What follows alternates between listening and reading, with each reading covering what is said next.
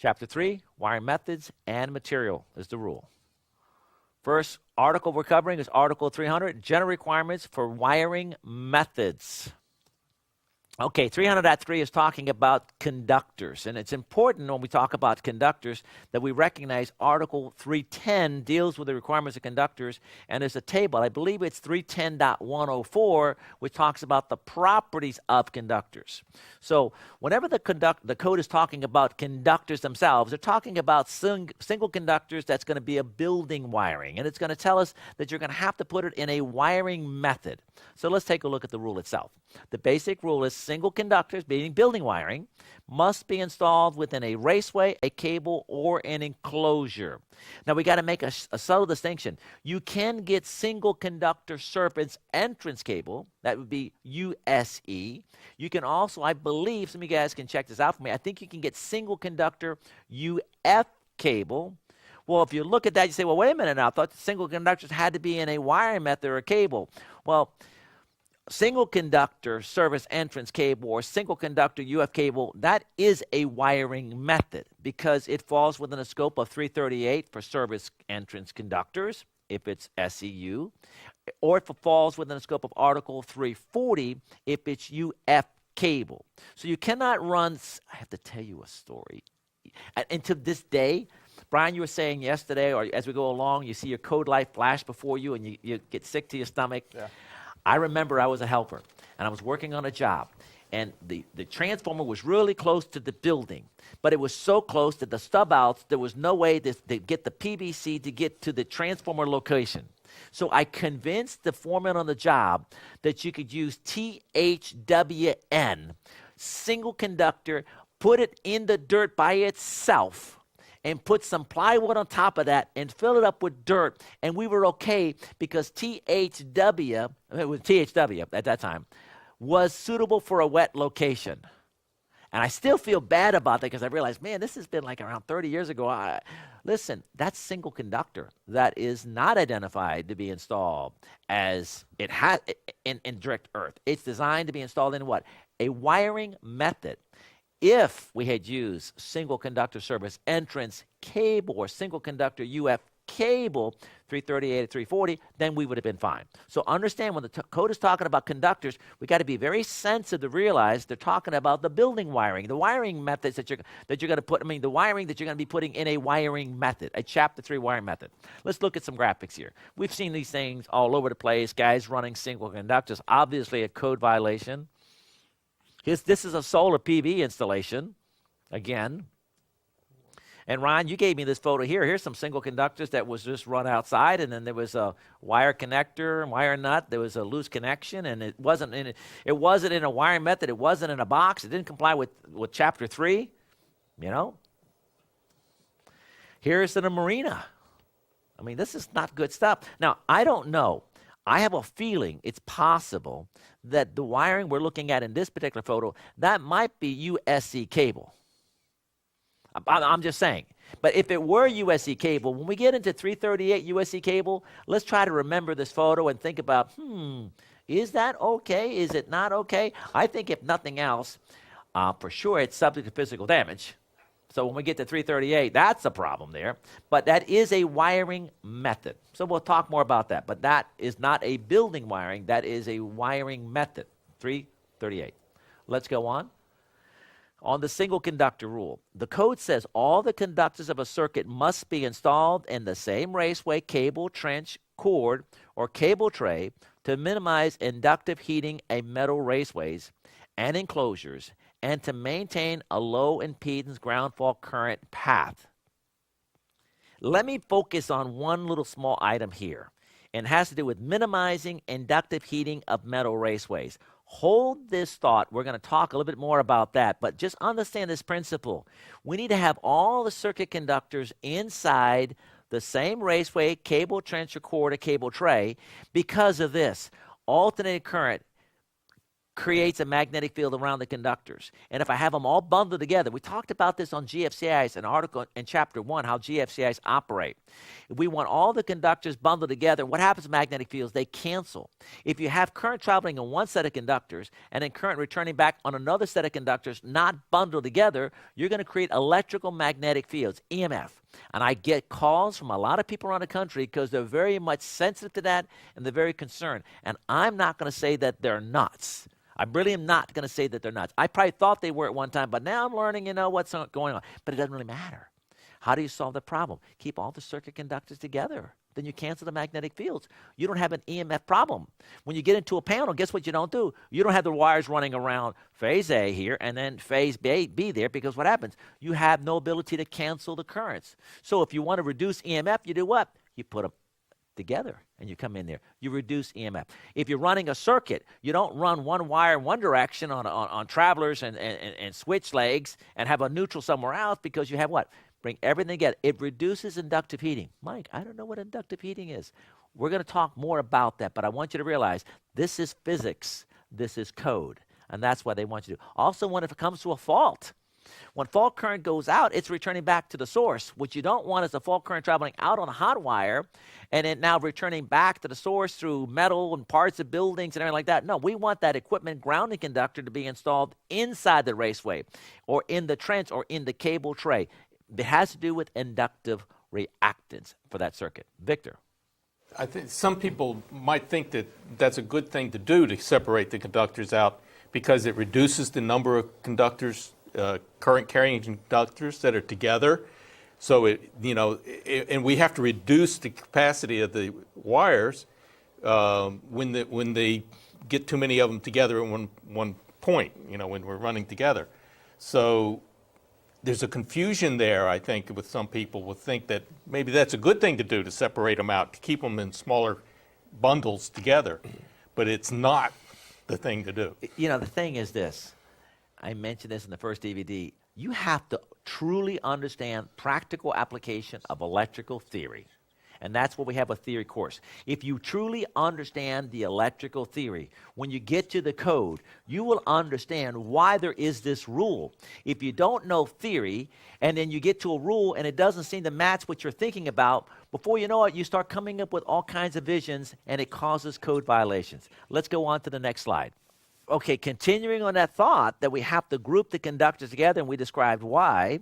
There is the rule about running conductors in parallel. They must have all circuit conductors within the same raceway, trench, or cable. Meaning, line 1, we can probably do a detail here. Line 1, line 2, line 3, neutral.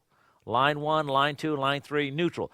All the individual parallel conductors. See, you can't parallel conduct. Well, you don't want a parallel conductors and put them all in the same raceway, because now you have 8 conductors in that raceway, and who knows how many are current carrying. So we parallel them, but ABC neutral, equipment grounding conductor, ABC neutral, equipment grounding conductor if it's going to be a single phase. And guess what? Each parallel set is grouped together. Take a look at this photo. Now, you might not know enough about what's going on, but at least you know, okay, I don't know why and what inductive heating is, but Mike says there's a problem here that I should have ABC neutral here, ABC neutral here, but somehow what? They have a neutral and they have a phase A. Then they have phase B and phase C. This is going to be a major problem. Why? We're going to have inductive heating. What is that? We'll talk about it right now. Now, I am not a physicist, and I'm not an expert in this. So I'm going to give an explanation that might not be exactly perfectly right, but it's going to be close. It's going to communicate what we're looking to communicate. Take a look at this graphic. When you have iron, and you have the iron, it has iron molecules, and now you're running alternating current. Alternating current creates a magnetic field from zero to peak field to zero field to peak field.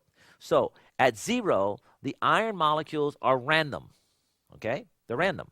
But then as you start going into the peak voltage, some of those molecules will start to align themselves with a polarity. Let's just say left is whatever the polarity is compared to white. And then when you get back down to 3 again, then they're going to get random again. What we're not looking to do, and you can't do this, when you take an iron product and you go from 0 to peak, peak to 0, 0 to peak, and what you're doing is you're actually making it a magnet when it gets to peak, and then you're unmagnetizing it when you bring it back down to 0. then you're making a magnet again because you keep changing it. It's like taking a screwdriver, take a coil of wire, 12-gauge coil of wire, plug it into a 120-volt circuit. It's going to draw 40 amperes, maybe 37 amperes. Take a screwdriver, stick it inside the coil of wire, stick it in and pull it out, and then go to a paper clip. You'll find out that it's not a magnet. But if you put the screwdriver in the coil of wire, plug it in, unplug it, depending upon where in the waveform it was that it turned off, take the screwdriver, touch a paper clip, it now becomes a magnet. Since you're taking alternate current, and if you're not canceling the fields and you have a single conductor in a raceway effectively because they're not all in the same raceway, now you're getting magnetic fields expanding, collapsing, you're making it a magnet, and then you're making it an unmagnet, then you're making your magnet. And if you take that coil of 12-gauge wire, plug it into 120 volts, draws 37 amperes, put an iron bar inside there and leave it in there for about 35 seconds till the breaker trips because it's drawing 40 amps on a 20-amp breaker. Be very careful because that iron bar is going to be what? Number one, it'll be a magnet because it turned off while it was alternating fields. But two, the iron and air were realigning themselves, and it has the friction as it realigns itself. So the iron bar is going to be hot. Now, I might call it inductive heating. It's not an inductive heating like you're having some kind of process that you're doing inductive heating. It's just simply inductive is what? Magnetic field. It has iron. It creates heating. So we're not talking about creating an inductive heating piece of equipment. We're just saying you're going to be heating up that. But what? You heat up iron. Okay? That's what we're heating up. If this was aluminum, well, that's not a problem. Aluminum has eddy currents. You have currents that are circulating around that, but the currents are not having the realignment of the molecule. So let's look at it one more time here. If I have iron and I have a single conductor and it goes alternate current, zero to peak to zero, expanding, collapsing magnetic field, part of the time it's random, then it lines itself, then it goes to random, then it lines itself. It's that motion. And again, I'm just giving a layman's description. It's the motion of those electrons, or whatever they're realigning themselves, those iron atoms maybe, ferrous. And guess what they do? They heat up. That's all they're doing. They're heating up. That's not what we're looking to do. We're not looking to heat up the raceway. Let's go a little further. Now, the code does say for DC circuits, the equipment grounding conductor is permitted to be run separately from the circuit conductors in accordance with 250.134b2. You see, if you're supposed to group all the conductors together, well, then you have to group them all together. But you have to have a provision when you're doing PV installations that you bring the circuit conductors of the source circuit conductors kind of together, but then you have to have equipment grounding conductors to be able to bond all that equipment together, and we don't want to be having to run it with the source circuit conductors. So it's kind of like a provision to allow us to do that. We're not going to have inductive heating. Why? It's DC. It's not alternating current. It's okay for that specific requirement. Let's talk about mixing conductors of different systems. Changing the game here, just talking about mixing conductors, you can have a 120-volt circuit with 600-volt insulation in the same enclosure or raceway with a 480-volt circuit with 600-volt insulation. That is permitted. Now, what we probably should do here, I'm not sure, we'd have to look at the code rule here. I guess we don't have to, but I would like to group, we'd have to look at the language, because I think the code says if you have more than one neutral, you're going to have to group the circuits together. In this case here, we only have one neutral, and we have another circuit. I guess I'll ask Mike, do me a favor, put a cable tie on that black and white wires, and we know what? That goes to that circuit, and cable tie the brown, orange, yellow. I know, but you know what? Let's cable tie that. Those are two separate circuits, not required by the code, but I think it's a good practice in this case here. So we have a 120-volt circuit, we have a 480-volt circuit in the same raceway, same enclosure, that's fine. But here's what the code says you have to do about that. It says conductors of different systems can occupy the same raceway, cable, or enclosure if the insulation voltage rating isn't less than the maximum circuit voltage. You know what? This is not a problem in the electrical trade because we have 600-volt wire. We don't run over 600-volt systems, except the 2014 code now recognizes that you can have up to 1,000-volt systems, and that really primarily applies to PV installation, where you can have an ungrounded 1,000-volt system. But when you have ungrounded 1,000-volt systems, we have to comply with 690. And what 690 is going to do is it's going to specify the kind of wiring that you're going to use. This mixing a conductor, Ryan, check it for me. Does this rule still apply to 600 volts and less, or did they change this rule to allow you to mix conductors up to 1,000 volts in the code? This one's 1,000.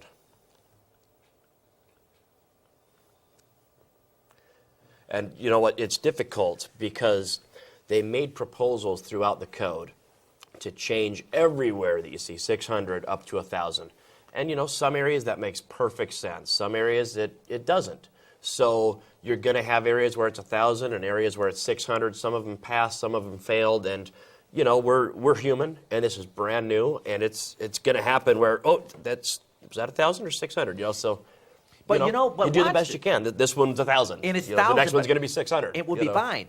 But the problem is this. You cannot have a 600-volt rated conductor in a raceway or an enclosure with a circuit that's rated at 1,000 volts. Oh, no question about that. Unless all the conductors are rated for what? 1,000 volts. 1,000 volts. Right. Now, 1,000-volt conductors, you don't buy 1,000-volt conductors, okay? No. You buy 2 kW or Right. 2 kV, 2,000-volt conductors. And it has a different insulation, the whole thing. So the 1,000-volt, even though it's permission to allow you to mix it, when they're all the same voltage application, it's probably not going to happen for 1,000-volt systems. Right.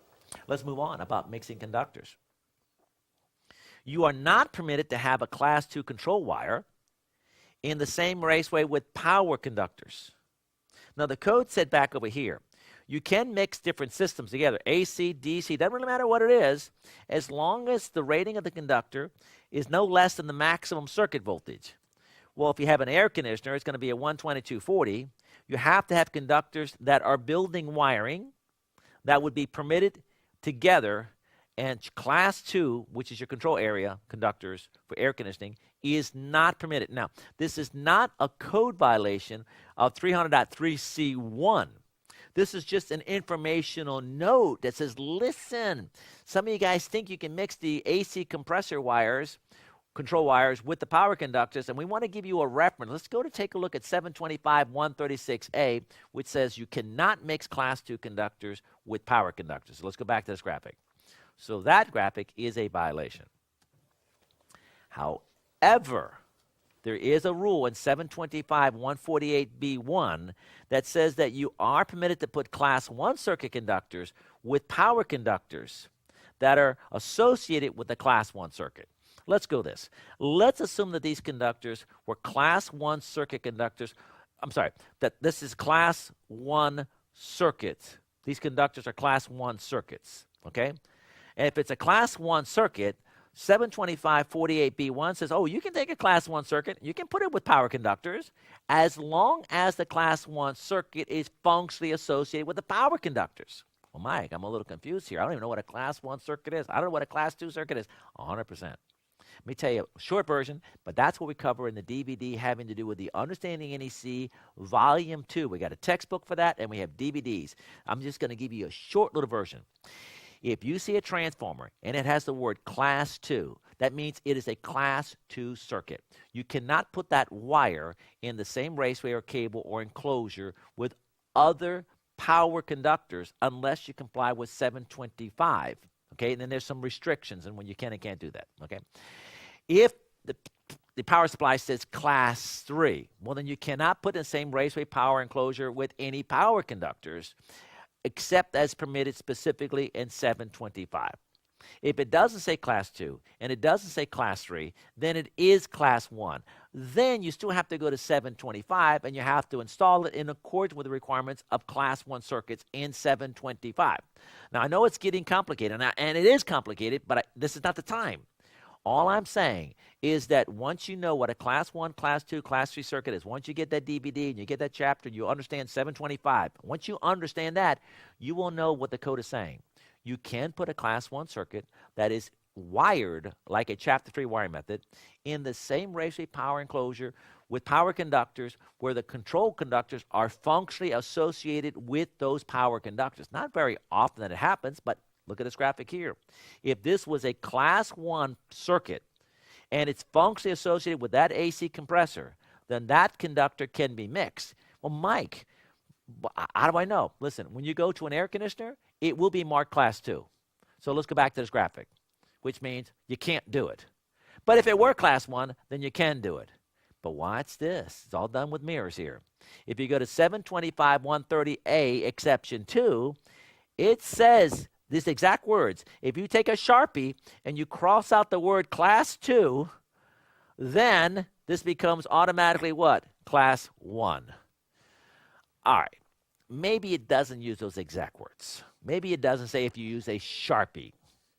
What it says is if you remove the markings of the transformer that says class 2, well, then it doesn't say class 2. It's only class 2 if it says what? Class 2. So if you take a Sharpie and you cross it out, does it say class 2? Nope. Oh, then it's not class 2. Then it automatically becomes class 1. But watch what happens. As soon as you reclassify a circuit from class 2 or class 3 to class 1, you now have a class 1 circuit. Now you got to go to 725. I think it's part 2 of 725, which covers class 1 circuits. Now you're going to have what? 600 volt rated wires. You're going to have junction box. You have to have the proper wire method. You're going to wire this just like you would a 120 volt circuit. Nothing has changed. But because it's considered class 1, take a look at the graphic now. Once I cross that out, now this becomes class 1. It is functionally associated with the power conductors, and 725.48b says you can do this. Ryan, and then I think Brian. This is such a hard topic for people. I remember when I was first coming into the code, this whole class 2, 1, 3 thing was just brutal to me. And look at that graphic. You'll recognize what you're looking at here. It's a doorbell transformer. That's an example of class 2. I mean, we're talking no power. And then you look at what I have in my hand here. This came off of my laptop. Yep. This is a class 3 power supply, and it actually says, you'll never be able to see it, but it says class 3 on it. Yep. So that's what we're talking about. Class 2 and class 3, we're talking about no power, nothing. Very, very, very power limited circuits. So I know we're not going into it, but guys just have such a hard time wrapping their head around that. So we're talking everything else is class 1. I'm going to be talking You know what I mean? I'm going to be talking about class 1, class 2, and class 3 throughout chapters 1 through 4. But let me make a comment, just to pick up on Ryan. It is power limited, but it's power limited to 100 watts of power. It is voltage limited, but there's a voltage limitation, there's a power limitation. What it means is this: a class 2 and a class 3 circuit should not kill you from electric shock. It should not cause a fire. It's power limited. It is specifically. That's why you can use CL2 cable for a class 2 circuit, and you can use CL3 cable for a class 3 circuit, but you cannot use class 2 and class 3 cable for class 1 circuits. So we spent more time than I think that I want to, but I want to stop it right there, that you will know when it's a class 2 and a class 3 circuit gets its mark. Get every one of your power supplies, look at it. They're all going to be marked class 2 or class 3. Take a look at your door transformers. Take a look at equipment. Look inside here. And if you see a transformer and there's no class marking on it, then that is going to be a class 1. Yeah, Mike. We may or may not realize this, but the 2 wires, the blue and the yellow wire, are the thermostat wires we're talking about here. They're just not some random wires inside the air conditioner. Okay, and I apologize that I didn't make it clear. Let me make it clear. You can bring different voltages and different AC and DC system conductors in the same raceway, okay? So that's basic general rule, okay? However, when you start getting into a class 2 or class 3 circuit, you have to go to 725 rule. And 725 rule says that you could bring a class 2, reclassify class 1, function associated. Okay, this example that I'm using right here would be an example of having an AC compressor. We have the thermostat wire. You want to get out to the compressor. You have the power conductors. Well, then reclassify it, put it in the raceway. We're good to go. Now, when it gets into PB, so the mixing, get kind of complicated because it was a 725 rule. Now we got a 690 rule on solar PV systems. I'm not going to get into the details there, but there are some restrictions in PV installations of mixing conductors. So we're talking about Chapter 3, general requirements. Then we got into 725, has some modifications. Then we got a 690, has some modifications. There are even when you get into emergency systems, it has some modifications. You can't mix power conductors with other conductors. So here's a basic rule, but be careful.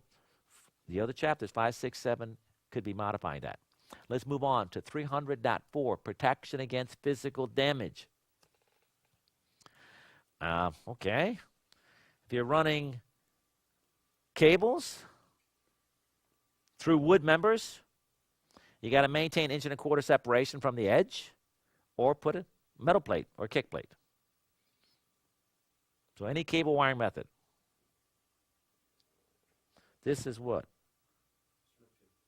Oh, electrical ENT. non-metallic tubing. Okay. Yeah, you got the list on Oh, the here, bottom. here. Okay, here's a list down here. Oh, I'm sorry. Yeah. Here's the whole list of the different wiring methods, and it's raceways and cables through wood framing members, 1.25" or kick plate. And this rule right here has to do with the plate itself can't be less than 1/16 of an inch thick. We're used for this less than 1.25" separation right here. So you got to make sure you get a plate. Now, I don't know. Ooh, I didn't realize this looking at now. This plate is required to be listed and marked. If it's less than 16th. Oh, I'm sorry. Listed and marked in the plate. If it's less than 1/16. Okay, Right. so more than likely it's not less than 1/16 of an inch. They're not going to be listed and marked. You just put a regular plate in there. We're good to go. Now, this one was running it through board holes, the rule on 3A. 3A2, I'm sorry, yes, has to do with notching. So if you're going to notch a wood framing member, put a nail plate on there. It's at least 1/16 of an inch unless it's listed. Metal framing members, running wire methods through metal framing members. You just run it right to the center. And the only thing you have to be aware of is that you have to, when you run into the framing members, it must be protected by a listed bushing or grommet. I didn't realize that those bushings were listed. By the way, sometimes people go nuts when they see that I run the twisted pair wire right next to the power conductors. And there is no rule that tells you how far you have to separate wiring methods. Well, Mike, there's something in the code that says you got to have the low voltage wiring 2 inches away from the power conductors. That's actually true. Your low voltage conductors have to be a minimum of 2 inches away from the power conductors. Look at this graphic. There are no conductors. This conductor right here in this graphic, I don't know, Mike, what do you think? 18 inches away? I mean, so they're not even close to each other if they're in the same enclosure. But this is a separation of wiring methods. So the rule that you're thinking about, the 2-inch separation, we talked a little bit about this. You can bring a Class 2 circuit in the same enclosure with a power enclosure, except you're going to have to do what? Keep 2 inches away from the power conductors. Except that when you connect to the relay, or if you were going to have some kind of control of a generator control, you have a transfer switch. And the transfer switch has load shedding in there. And they have a set of contacts for thermostat, so you can kind of drop out the thermostat. So what do? You bring the thermostat wire directly from the air handler, you bring it into the transfer switch for load shedding, and you do what? You're making and breaking the thermostat wire. Well, what are you running? You're running a Class 2 circuit conductor. You can bring Class 2 circuit conductors in an enclosure, but once you do that, you have to maintain what? The separation of what? 2 inches from the power conductors, except when you connect to the relay, and it can be as low as 1/4 inch. And that 2-inch separation, I always have a hard time finding it. It's in 725, probably somewhere like around 136. I don't know where it's at. Ryan will do the research, and he'll pop it up and say, Mike, that separation 2 inches on 725.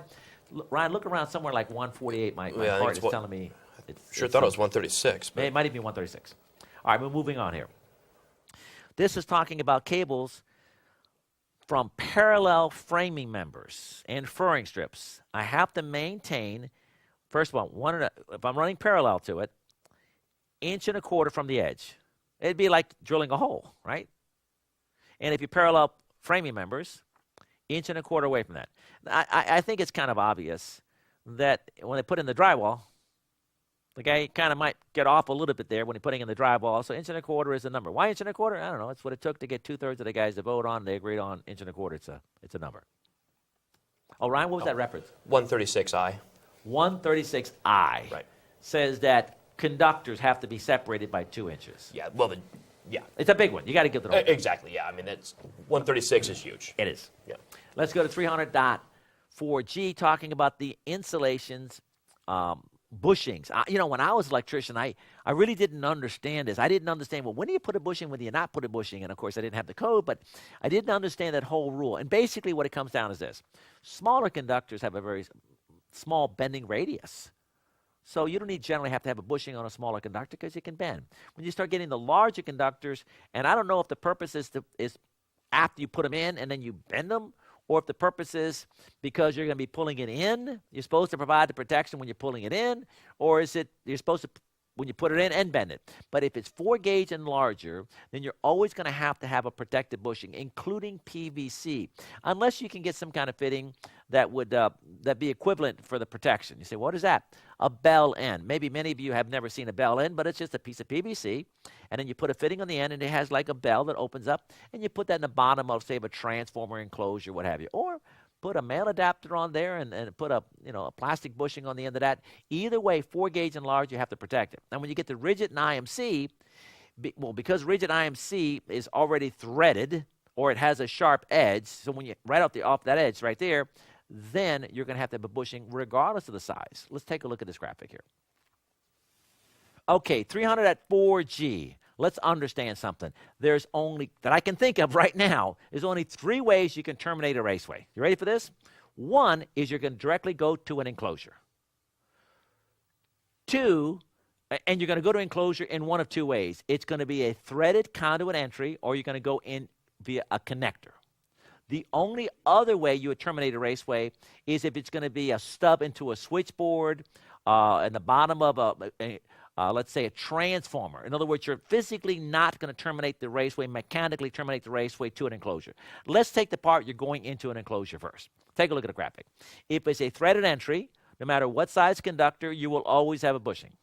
If there are connectors on the raceway, then a bushing or some kind of protective, and Ryan, I want you to read this text for me here in a second.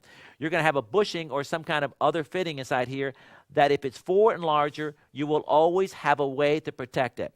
Ryan, what does it say if it's 4 and larger that I protect it with? What's the actual language? Do you mind if I just correct a quick little misspeak? Yes, please. Okay. When you said a threaded entry, we mean the raceway is threaded and it's 2 lock nuts.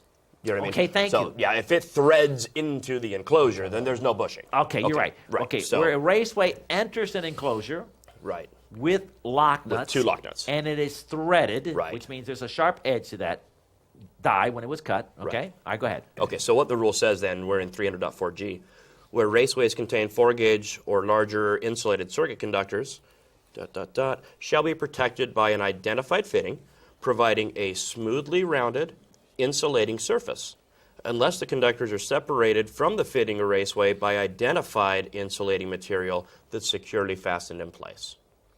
By identified insulation material. Mm-hmm. All right, so now, in this case here, more than likely, the easiest way to put it on a connector is to do what? Well, the connector might have an insulating throat on it, possibly. Exactly. But only applies when 4 gauge and larger, or you put a little insulating bushing on there. With that? Now, that's if you're terminating a raceway to an enclosure. Right? If you're not terminating a raceway to an enclosure, but you're stubbing up in the bottom of a transformer, Carlon specifically, and I'm sure other manufacturers as well, make what is called a bell end fitting. It is specifically listed for the termination on a raceway. It's like a trumpet. So you just slide it. It's like a coupling, except one end is a coupling that slides on the raceway. The other end of the coupling is just what? It's kind of flared out. That's called a bell end. Now, Brian, you were saying that there's another way that you terminate a raceway with another different type of fitting. Sure, Mike. We use something called a box adapter, and we've used it in both of those scenarios, but it's actually a termination fitting that's designed to slide inside of a coupling or the flared end of a PVC, and you can actually use it to terminate into a box. Or if you're in a transformer, you can cut the pipe off, put a coupling, and slide a box adapter into that, and it terminates essentially the same way. What you're saying is that we have a fitting that's designed for a box that goes to a coupling or something like that. Mm-hmm. Okay, yeah, that way the PVC, you don't have to have a male adapter and threads, and you just stick it right on there. Matter of fact, we could probably show add that as one of the options in this, a box adapter. Yep. And you're saying, well, sometimes I'll just take that box adapter instead of using a bell end, since I already have the fittings in the truck anyhow.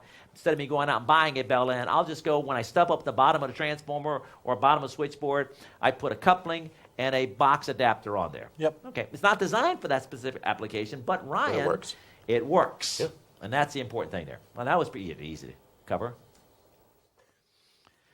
300.5, underground installations.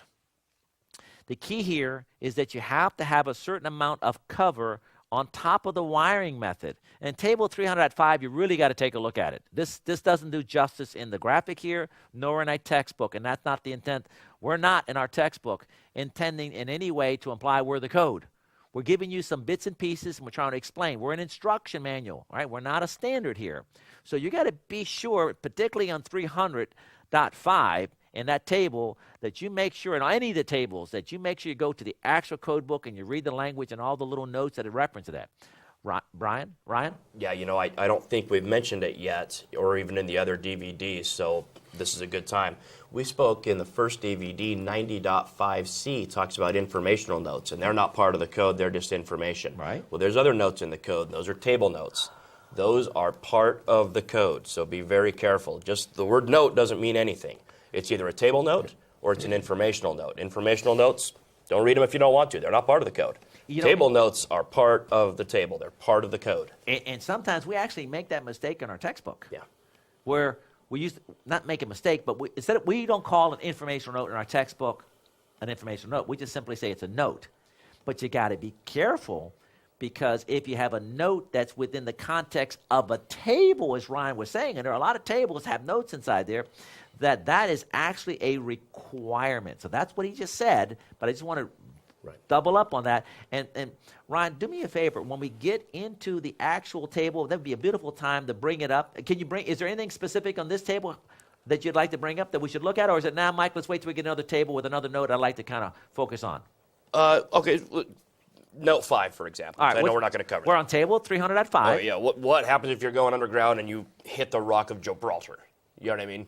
Well, where solid rock prevents compliance with the covered depths, the wiring shall be installed in metal or non-metallic raceway allowed for direct burial. And then the raceways must be covered by a minimum of 2 inches of concrete extending down to the rock. Okay, so the table, a table is like, wow, we can get a lot of information on a table. Right. But you can't describe in a table a specific condition, and that's where you get the little, how many notes are below table 300.5? 5. 5 notes, okay. All right, great. So let's just see if we can hit some of the most common ones. In most applications, UF cable and USE cable is going to have 24 inches of cover. PVC, in most applications, it's going to have 18 inches of cover. And residential, 15 to 20 ampere GFCI protected 120 volt circuits will have 12 inches of cover. But we have to follow the condition. The key here, now this is what I did not know when I was an electrician. I thought that if you needed to have 18-inch for PVC, that you needed an 18-inch trench. Hey, it has to be buried 18 inches. Oh, okay, so then you dig a trench 18 inches. No. Once you put the wiring method in the trench, then you take a tape measure and you measure that. That is a cover requirement of 18 inches. Now, it might look like a mold, that was been around there because you're trying to get that 18 inches of cover. The best thing is to do what? Dig it a lot deeper than you're required. Make sure you get your cover requirements. Let's go on. Now, there's some information there about irrigation and landscape lighting in that table. So, their dimensions is going to be different. So you have to use listed irrigation wiring or listed landscape lighting, and then that would be in column 5. We're not going to get into those details, but it looks like if it's not over 30 volts, it's going to be 6 inches of cover. Now, you are permitted to run single conductor cables, and if you do single conductor cables, going back to this table here, let's see if we go to that. That would be USE. That would be 24 inches deep. Okay. So, well, then it can't be 18 inches. Looks like, okay. Well, we'd have to, you need protection. If you have single conductors, then in reality, this needs to be 24 inches deep, but the protection needs to extend down 18 inches. Brian? Mike, just looking at the graphic, wouldn't we need a plastic bushing on the end of those male adapters? Yeah, well, if the conductors, they're not perfect 4-gauge. question, Or if the bell ends. conductors are 4-gauge and larger, Right. then we need it. And you can say, well, Mike, just looking at the scale of this might be 4x4, maybe, at least. I mean, it can't be a 6x6. And looking at the scale of this, I would think that this is probably, and you had a bushing over here. I'm just saying, you know what I mean? I would think you'd want over here. You know what I would have put there? A bell end. Bell end. Box it out. Is exactly what I would have put there. So we will make sure we have 24 inches of cover, but we have to make sure that what? That the PVC, of course, if you put a 90, you're going to have what? You're going to have 24 inches of cover here because you need that. But if you don't have a 90, then you need what? You can need 18 inches of protection, but then we'd need here, now this is a cable also, that would be then 24 inches of cover. So we'll fix that graphic to make it look better. Good. You're great on those bell ends, Brian. Underground service conductors. Ryan Jackson, I'm going to have you actually make the call on this. Okay. Because I know we've gone around for this, I don't know how many code cycles, but I'm going to read the rule and then you're going to tell me what it means. Okay. Okay. Underground service conductors buried 18 inches or more. Now hold on. Underground service conductors, aren't they required to be buried at least 24 inches? Yes. Okay. All right, but it doesn't matter. The code says 18 inches or more, but we have to bury it 24 inches. Right. All right, so we'll have to, Mike, change this graphic to 24 inches, right? Okay, but if it's 18 inches or more, underground service can bury 18 inches or more, must have a warning label. Matter of fact, I'd give it to the 18 inches. Underground service conductors must have a warning label placed in the trench at least 12 inches above the installation. So if I run underground conductors, which are going to have to be 24 inches deep, I'm going to have a warning label, and that warning label is at least 12 inches above that installation. Now, the question I have for you, Mr. Jackson, does this rule apply to underground conductors, or does it apply to conductors also that's in a raceway? Because underground service conductors is USE. Right. So what's the deal here? This only applies to conductors that are direct buried conductors and direct buried cables. It does not apply if those conductors are in a raceway. Okay, And there it is. Yeah. Official. Done. And you want to talk about why or no? No, I don't want to talk about why. Okay. All right, let's go with why. Okay. Well, and this is, how you use the code. This is a 300.5D rule. 300.5D, protection from damage, D only talks about direct buried conductors and cables. If I'm in a raceway, there's no reason for me to read 1, 2, 3, or 4, D1, D2, or 4, because it's not talking about raceways. All right, let me stop it. He said something, and you're probably like, no. What he said was really important. What he said was, listen, we got to be very, very careful in the code. We're talking about 300.5D3. He said, Mike, you got to go back to 300.5D. You got to read the charging statement of D. What is the scope of D? Because whatever the scope of D is, then 1, 2, and 3 will apply to it. We're not going to apply 3 if we don't apply D. So, Ryan, again, read me 300.5D, exactly what it says. Yeah, and D, and this is the charging statement. Direct buried conductors and cables. Hold on. I don't need to read any further. There you go. I mean, if I had a raceway, it's not 305D. It's not direct buried. Right. Right. It's not a raceway. So therefore, I stop. Exactly. And that's the important point there. That we got to be real careful when you read the code that you can get into one rule and somebody say, well, no, it's in a raceway. You got to have direct buried. You got to no. Go to D, and we don't. So the exercise there wasn't so much this rule, but it was the exercise to understand how the code is structured, how we can all make some mistakes. Yep. And you know what? It doesn't really matter if it was a raceway or a cable. Take a look at the graphic here. A backhoe doesn't know that. Yep. You can put a piece of raceway inside there. That baby is toast. Now, you got to understand something. The only reason why you have that what is it called, that ribbon in there, is to know that you wiped out the service conductors. Yep. Not for any other reason. It's not going to stop you from taking the backhoe inside there. So take a look at that photo again. You got that backhoe, and take a look what happened on the other end. So you just fix it all up. There's nothing that's going to stop somebody from taking equipment and destroying conductors. Anybody want to say a comment? Victor, were you going to say something? Yeah, talking about the difference between code and design. There you go. We go, when I'm putting that ribbon in, I want it as close to grade as practical. You don't want it dug up when some guy's mowing the lawn, but you want it close to grade so that the first scoop that backhoe takes, he's going to pull the ribbon before he gets down to the conductors. And it says on the It's got to be at least 12 inches. I want it to At be least 12 inches. okay. I want it to be close to grade. Gotcha. All right. Ryan?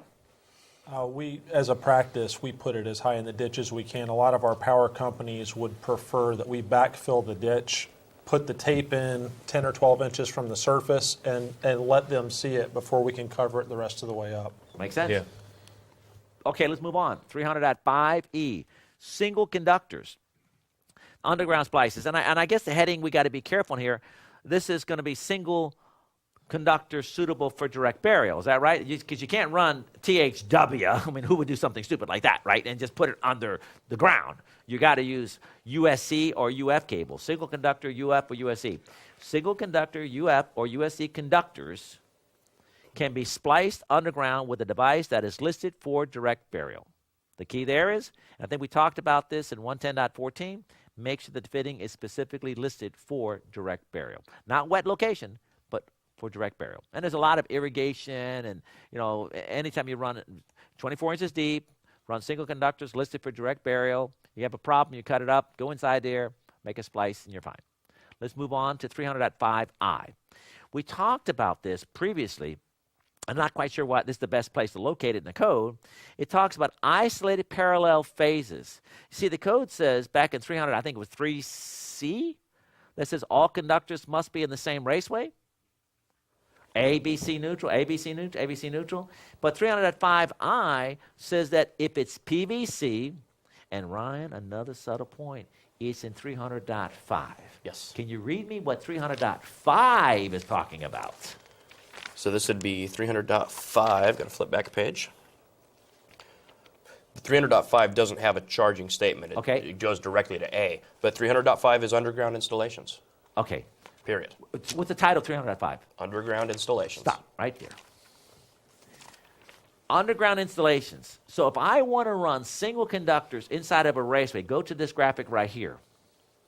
I could only do this isolated phase, parallel phase arrangement in PVC, where I have all phase conductors in A, all phase conductors in B, C, and in the third raceway, and the neutral in the fourth raceway, where you could actually create the scenario, this is fine. But you can only do this if it's what? Under the ground. Now, we've been talking just briefly, peppering inside here about electromagnetic fields. If you put all phase A in one raceway, and all B in one raceway, and C in one raceway, neutral in another raceway, and you put it underground, then you have no canceling in the magnetic fields. And if you run it inside of a building, and if somebody happens to have a milligauss meter because their wife is sensitive to that, and they happen to have that, and they happen to be coming to the shop, or they're a scientist, I mean, these guys are nuts, the scientists. You get a scientist with a milligauss meter, you're in trouble. Because all of a sudden, right, Eric? You're in trouble. Because they got a scientist, they got a milligauss meter. There's these parallel phase installations under the building. You have no canceling magnetic fields. There's nothing you can do about that. So the code only allows it to be underground. Now, why would you do that? This is a beautiful thing, though. Think about that. All phase A's go right into A, B, C, neutral. That is perfect. I love the installation, but if I was going to encourage you to do this, I would encourage you to do it where the raceways are not run inside the building. You go out to the transformer, you terminate with bell ends, okay? And then you come into the building over here, you go into the enclosure, you put A, B, C, neutral, we're fine. But we still got a little bit of a problem. We'll talk about that in a minute. Let's go back to this graphic here. So here's what the rule says. Individual sets of parallel circuit conductors can be installed in individual raceways if inductive heating can be reduced. Hey, that inductive heating again. In complying with 320B. Well, the code doesn't say this, but you need to put aluminum lock nuts. Because if you put all the phase A in one raceway and B and C, and you put a metal lock nut on there, guess what? You have that eddy current traveling on that. You have the hysteresis heating inside here. It's going to get hot. And what's going to happen is it's going to get so hot that PVC male adapter is going to start to deform because of the heat. And that's exactly what happens. Okay? Then let's go on a little further. You know what? I got to be careful because I kept using the word metal, and in my mind, I'm thinking steel. I was talking about the aluminum. Well, that's metal, Mike. Yeah, but I meant when I'm saying the word metal for this application, the inductive heating is the steel metal that gets heated up. So let's take a look at the graphic here. You run non-metallic raceways. It's the most common method of doing that. You have the individual isolated phase installations. You use aluminum lock nuts to reduce inductive heating because it's not going to be steel. But you have to comply with 300.20b. And we're going to talk about that in just a second. Here's an example. A, B, C. So this is a common application. But what's the problem? Well, if you put all phase A conductors in one raceway and then all B and C in neutral, you're going to have the eddy currents. You're going to have the steel because of the hysteresis heating up, inductive heating, and there have been fires. I know of cases where guys have seen individual phase insulation where it came up like where there was a lot of grass and hay and stuff connected near the raceway.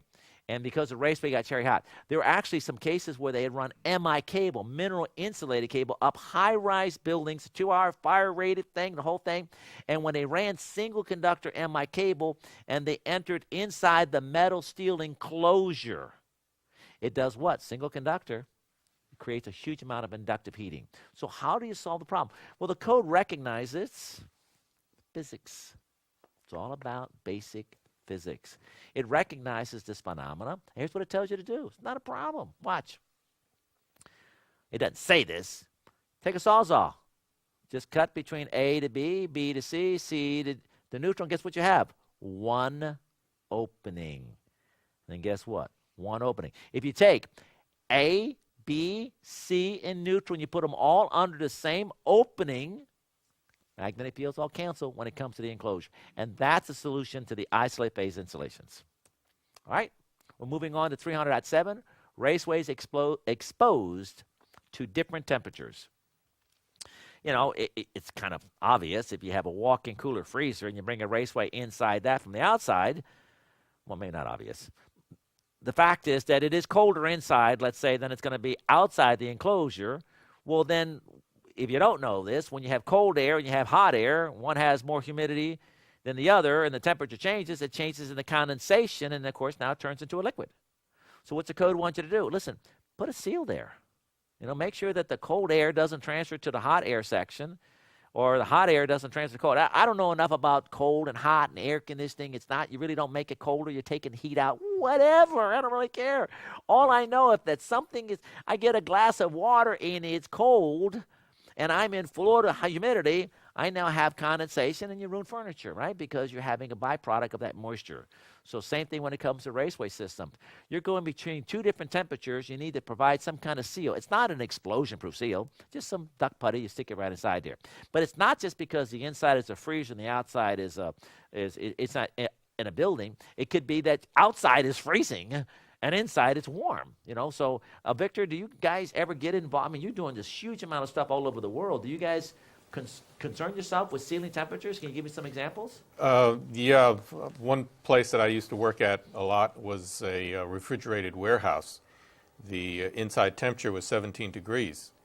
So when you went outside, the outside was the hot temperature. And we had this exact problem with sealing conduits going into the refrigerated area, because we would have moisture freeze inside the pipes. Okay. And then you have problems with if you ever had to make any changes, you couldn't get the wire out. Gotcha. All right, let's move on to 300, continuing on 300.7b, expansion fittings. Basic rule, raceways must be provided with an expansion fitting where necessary to compensate for expansion and contraction. And the code, when we get into the wiring methods, we'll talk more about expansion fittings. But I don't understand exactly why this is here, but there's an informational note on 300.7b that says this. The expansion characteristics for steel conduit is determined by multiplying the values from PVC by 0.20. In other words, PVC expands and contracts by a certain coefficient. If you raise the temperature up 100 degrees, I'm just making a statement. If you go to 352.44, 100 degrees change will result in a change in expansion of 4 feet. 4 inches. All right, that's 100 feet. Well, if you had rigid conduit, if you ran 100 feet of rigid conduit, then it would expand, if you change the temperature by 100 degrees, it would expand a multiplier of 0.2 of 4 feet, which is what? 0.8 of an inch. So it's, not, I guess that's about 3/4 of an inch. Is that right? So it's about 3/4 of an inch per 100 feet. Not a big deal, probably in most cases.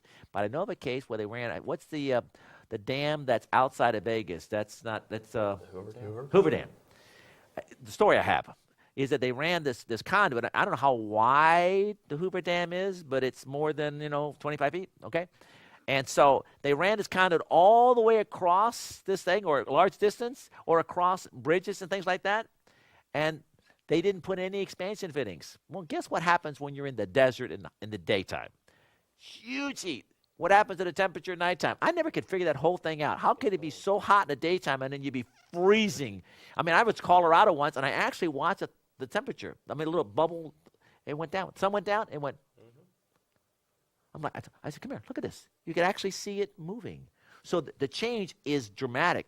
And the expansion coefficient of that raceway was 4 inches, which they had not factored when they installed that raceway. Because most guys are running conduits, doing whatever they need to do. They're not thinking about it actually expanding and contraction, not rigid conduit. Victor, do you get any of this? I mean, you're doing stuff from around the world. Anything that you are aware of that you consider expansion of rigid conduit? Yeah, we had an installation on the roof of a major USPS shipping point, and we had some conductors go bad in a conduit, the original installation, and the only way to get replacement was to run long conduits over the roof, and it was a long distance. And we had to put in expansions in the steel conduit because we had a couple inches of expansion in that. And if you don't, well, you get some major problems as it pulls it off the enclosures. Yeah. Right. I'll tell you where I see this, Mike, is nowadays with all the security stuff, I'll see security cameras and lights and perimeter stuff. I'll see conduit on fences. And say raceways, I might see 100, 200 feet of raceways where they just ran along a fence. And then you come back about a year later, and it's all pulled out of the boxes. Oh, yeah. Or it knocks the fence down. Yeah.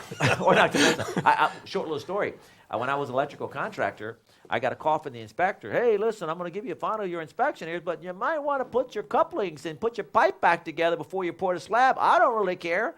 I'm like, what the heck are you talking about? I go out to the job, and I had it was an apartment building, and I think it was 8 sets of 2-inch from the equipment room going out, and then it splits up, and every one of them were pulled apart about that far away at the coupling, at where it was connected at. And I'm looking at that, and I'm thinking, what happened? And it occurred to me, I had personally done it the day before in the heat of the day in Florida, and I did a lot of slab, and I was really proud of the work I did slab because I'm really, really careful. And I made sure that when I put my raceways in a slab and I prep it, those raceways aren't moving. So when they do whatever they got to do, well, yeah, because I do such a good job of securing the PVC raceway at both ends, that when I put it when I installed it in the day when it was huge heat and the PVC was sitting there, it had expanded. But then in the next morning, when the inspector got there, it had done what? It had contracted overnight, and it popped them out of the coupling. So we got to be aware, not only after the installation, but it might be before they pour the slab. So be careful about that application. Now, we're going to talk about that in PVC 35244, but at least we wanted to talk about it here because it is discussed here. Ryan? Well, I was just going to mention, in the same vein, when you're putting in that expansion fitting, let's be mindful, am I putting in the expansion fitting in December or June? Right. So if you're going to put it far in or not very far in, depending on what you're expecting it to happen. We're going to spend some time in expansion fittings and the calculations when we get to 35244, and then this is something that we're really going to be thinking about. All right, let's go to 300.10, electrical continuity. All metal raceways, cables, enclosures, and fittings for conductors must be bonded together to form an effective ground fault current path. That's going to be 250.4A3. And the purpose of that is intended to facilitate the operation of the circuit protective device. And that's going to be 250.4. That's the definition of an effective ground fault current protection device. So what we're trying to do in an electrical system is make sure of this electrical continuity. We want to tie everything together. Make sure electrically that this enclosure is electrically connected to that outlet box, electrically connected to the panel is electrically connected to the main, and this main is electrically connected, together.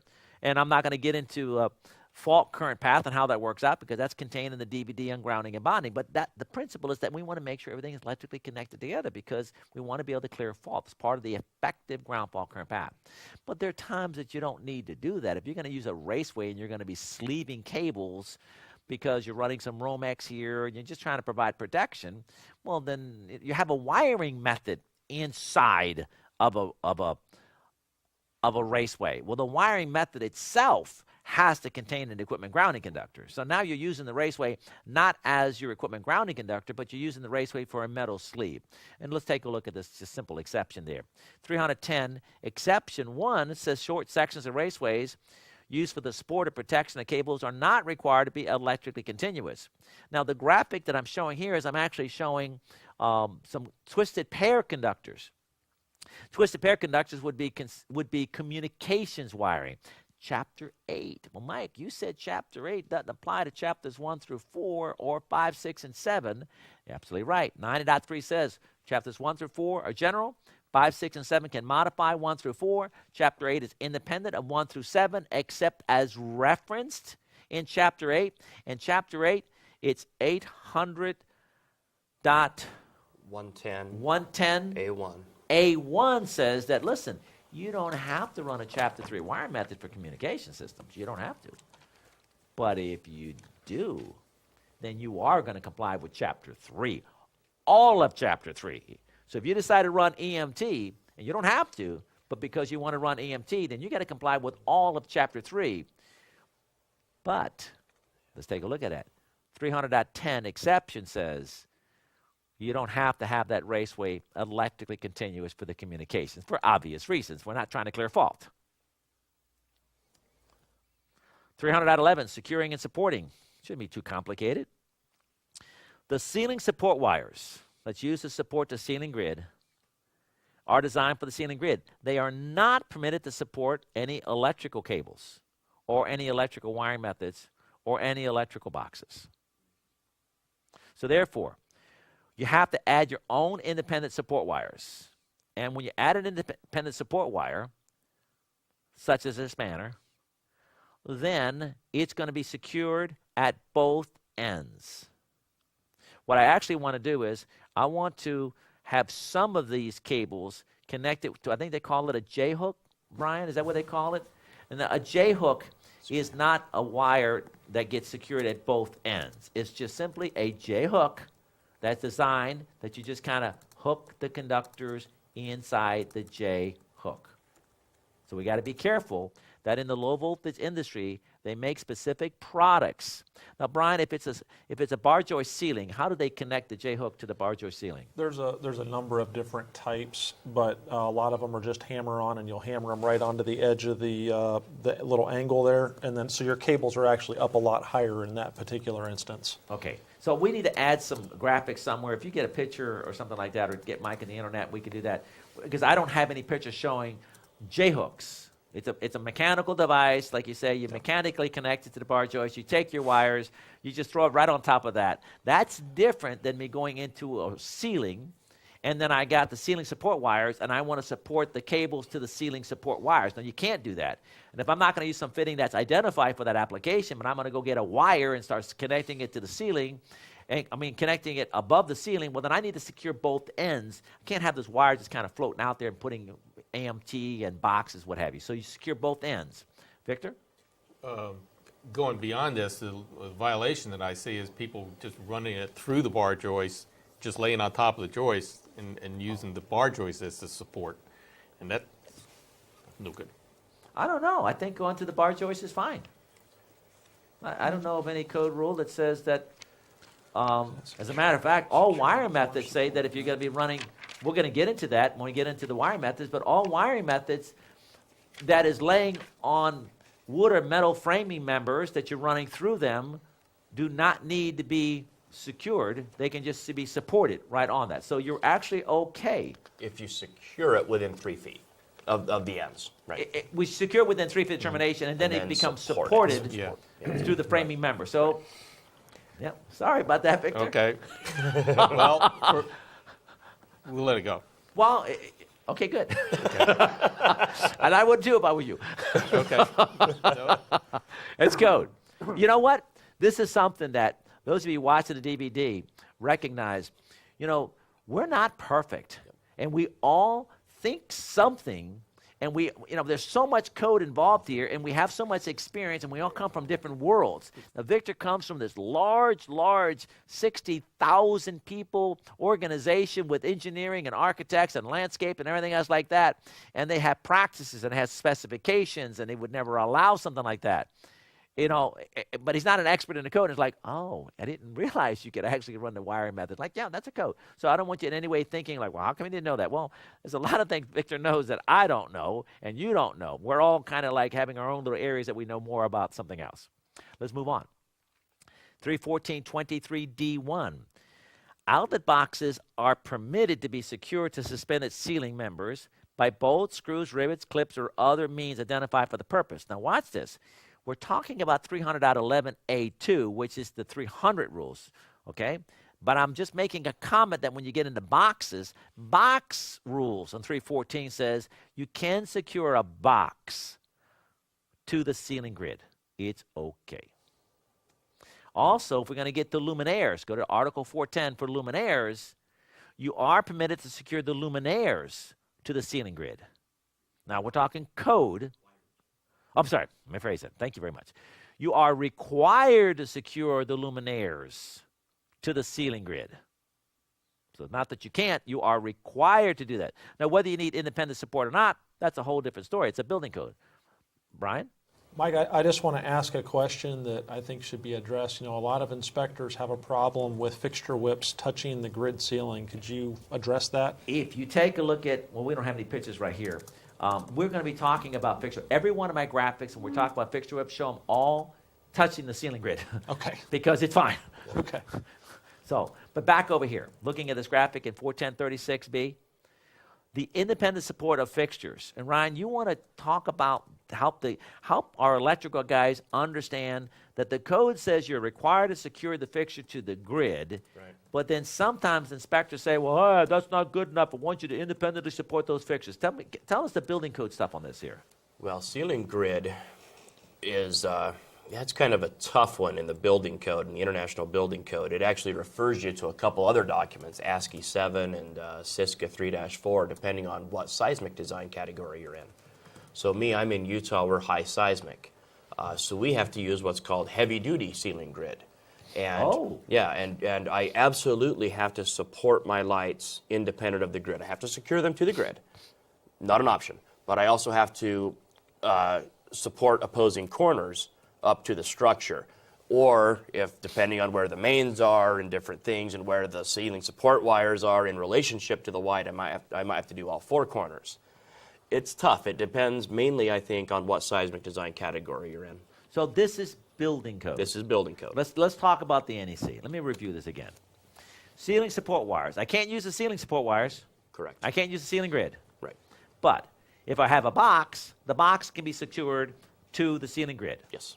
If I have fixtures are required to be secured to the ceiling grid. Yeah, either clips or screws. Clips or screws, provided with the manufacturer's instructions. And whether or not you need a fixture independently supported has to do with a building code. It can't be some inspector saying that's the way I want it. Right. It has to be an actual requirement. Yeah.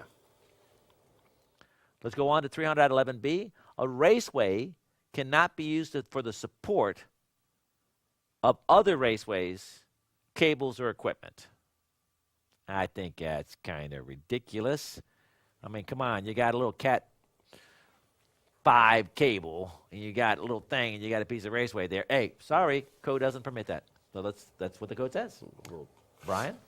Well, we do a lot of data cabling and a lot of electrical work both. And the real downside to that is when you have to modify the electrical installation, having to cut everything loose so that you can take a piece of pipe off, and then what ends up happening is naturally you don't ever attach it back, and now you have wires hanging everywhere. Like I said, it's not a good practice. Not a good practice, in any way ever to connect a cable to a raceway for obvious reasons, as Brian had explained.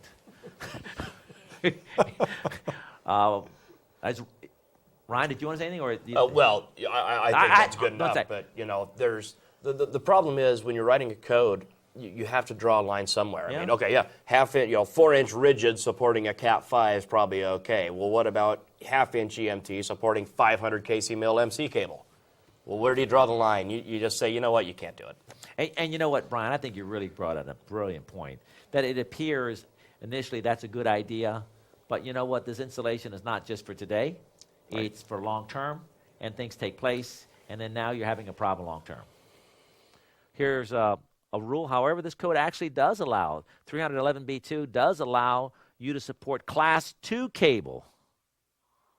Because, see, Class 2 cable can't be in the raceway power conductors, but you can support Class 2 cable to the wiring method or the raceway that's a functionally associated with the Class 2, which kind of makes sense. 300.12, mechanical continuity. Raceways and cable sheets must be mechanically continuous between the enclosures and the fittings. And I guess we could probably change this male adapters with bushings right here, put bell ends on there, right? Or box adapters. But either way, but it's illegal, is that right? Because they are required to be mechanically connected. Here the metal raceways were electrically continuous, which comply with 310, but we didn't have the mechanical connection. Here's an example. There's Romex. Raceways and cables must be mechanically continuous between boxes, cabinets, and fittings. Short sections of raceways used to provide support and protection of cable from physical damage are not required to be mechanically continuous. What that means is that if you're going to run Romex and you're going to sleeve it in a raceway, well, you don't have to mechanically have that cable connected to the raceway. You just run the cable right through the raceway and just bring it right inside there, and we're fine. Splices and pigtails. You can't make a splice inside of a raceway. Oh, yeah, okay. I was only a week into the job, and I was told you could, but I have. Oh, you know, I have to tell you a story. I'm by myself. I'm in a pool job, and I'm required to pull the pool circuits out there to the lights and the whole thing. And it's one raceway, and I don't really know a whole lot what I'm doing, but I had to pull like 9 wires. So you get in one end, and you start pulling it, and you get back in the other end, and you get it all ready to go, and you pull it back and forth. I'm almost done. And I start seeing that my neutral conductor is starting to get short. As I'm going out, pulling it, going back in there, and now it gets shorter and shorter and shorter. And I can just see the wire starting to come out at the end that I'm pulling, and I can just see the wire starting to go into the box. So now I know for a fact I'm about 1 foot short of neutral conductor. So I tug it back, pull it out of there. This is called a Western Union splice. Probably Western Union, I'm guessing, have to do with telegraph. Right. Back in the 1800s. Then when they took their wires, whatever it was, the steel conductors, that's probably how they did their little splicing inside there. So I did a sweet little Western Union splice, taped it all up, because why? It was temporary. I was going to come back later on and pull out the neutral and replace it. But today I would recognize, okay, we got to wait and go get some get the wire that we need here. You can't be making a splice inside of a raceway. It has to be made, inside boxes. So some of you guys maybe had done something like that. I don't know. We've actually talked about 300.13b back, I think, when we were in 210.4 on multi-wire branch circuits, having to do with the continuity of the neutral conductor. The rule here says this: continuity of the neutral conductor of a multi-wire branch circuit must not be interrupted by the removal of a wiring device. I am assuming in many of these rules as we go along that we are on the 3rd DVD. You've actually watched the first one and the second one. So sometimes I'll make a comment with that assumption and you might be a little lost. And I apologize because I can't get all the material on every DVD covering every single one. So back over here, short version here. 2 wires coming in, 2 wires going out. Do not need a pigtail to neutral. This neutral right here is part of the multi-wire branch circuit. What is a multi-wire branch circuit? Well, you have line 1, the neutral, 120. Line 2, the neutral, 120. In this example, line to line is 240. In that case, we cannot be dependent upon the device, so we need to pigtail the neutral is what that's saying. Why? Well, multi-wire branch circuit operates 120, 120 on the normal condition. We talked about this in the past. I'm not going to get the detail in here. If you open the neutral, you change the voltage configuration of the circuit. Now the TV operates at 160 volts, short period of time, hair dry 80 volts. This is the danger of a multi-wire branch circuit, and that's why we have to not depend on the continuity of the multi-wire branch circuit by the removal of a device. 300.14, the length of free conductors. I'm probably going to say something and not everybody's going to be happy about. I think the guys on the team will be fine with that. Here's what the rule says. You need to have a minimum of 3 inches outside the box, if you can't, okay? And the minimum length of the conductor is going to be 6 inches. So from where it enters, the point of entry, you need 6 inches of wire, but you need 3 inches outside the box.